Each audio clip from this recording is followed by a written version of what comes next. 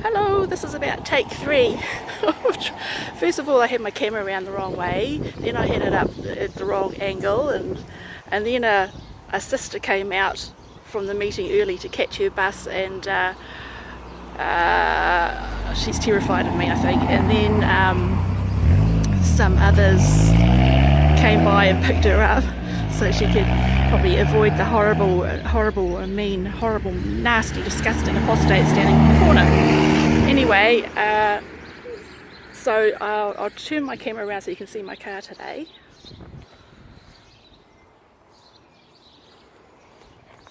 I hope you can see that. It says Jehovah hates hypocrisy. Practice what you preach. Okay, heading back to the car now. So, yeah.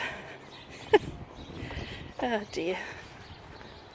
Isn't it crazy, that sister who catches the bus and has done for years and years, and well, sometimes she's had people give her rides. But yeah, I don't know why she's been catching the bus lately, but perhaps not so much love in the congregation these days. I've got my invisible t-shirt on, and on the back it says shunning is abusive, manipulative and unloving, and it's I'm hot and sweaty. Anyway, yes, so I mean, hypocrisy, it's one of the things that has really bothered a lot of us in the ex-witness community, the hypocrisy we observed in the organisation.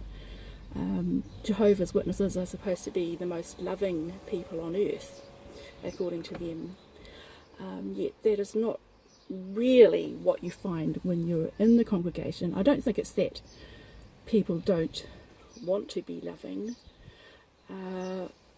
but you get tied up with so many of these things that the governing body require you to do.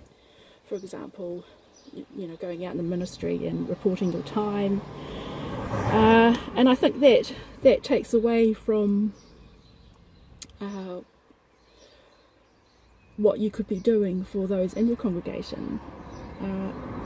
If you could report time for when you went round and helped an elderly sister clear her garden, or take an elderly brother to the library, or anything like that, if you could count that time, I think a lot more would be done for the brothers and sisters in the congregation.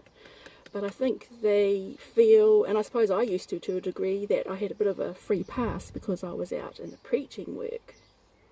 And of course we were always taught that the preaching work was the best thing that you could be doing for your neighbour.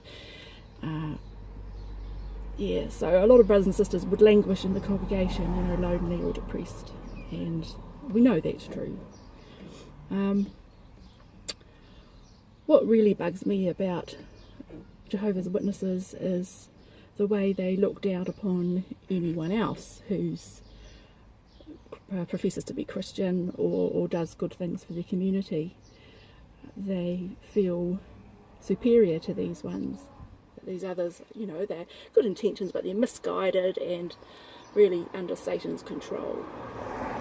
And I'm just thinking too of when I was a witness, I always expected that all Jehovah's Witnesses would have high moral standards, because that's what the publications say, isn't it? That Jehovah's Witnesses have very high moral standards and are very trustworthy. You know, people trust Jehovah's Witnesses. Like if you were to lose your wallet in the street and a Jehovah's Witness walked by, you would expect that you would get your wallet back with all the money in it. And often the magazines would sort of show off or boast about experiences like that, as if nobody else is honest. But really, when we look at what's really going on in the congregations, and the elders would know this, that there is a lot of immorality. You know, we've got the child sexual abuse problem occurring in the organisation.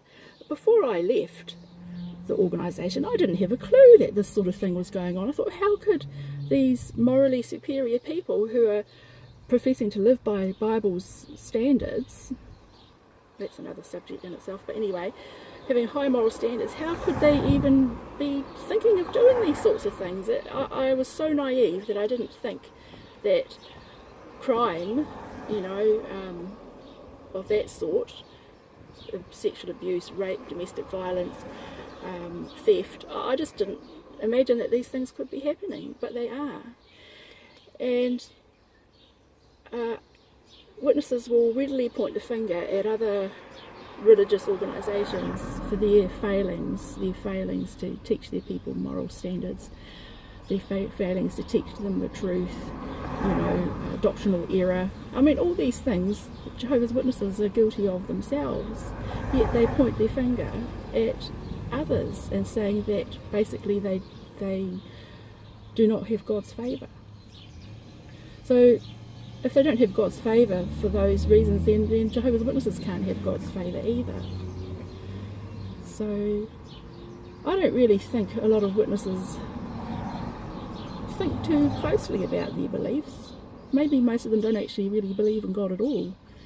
Otherwise they should be shaking in their boots, thinking that the judgment that they heap on others will come back on them. I think a lot of them are just on automatic pilot.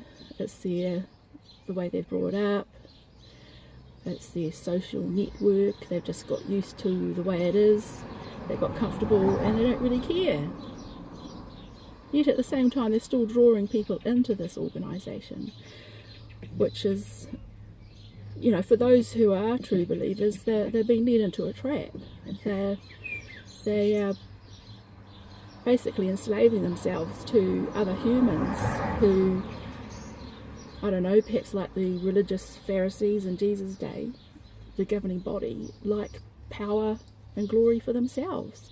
I mean, can you imagine how an imperfect human could remain humble with so much power, with 8 million plus followers just hanging on your every word, believing that somehow you've got some kind of exclusive communication phone line with God, when they actually say they don't, but I think most witnesses still believe they do, because they're willing to follow what these men of the governing body say, even if it costs them their lives.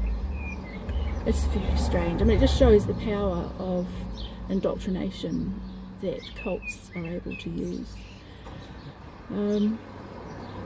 Anyway,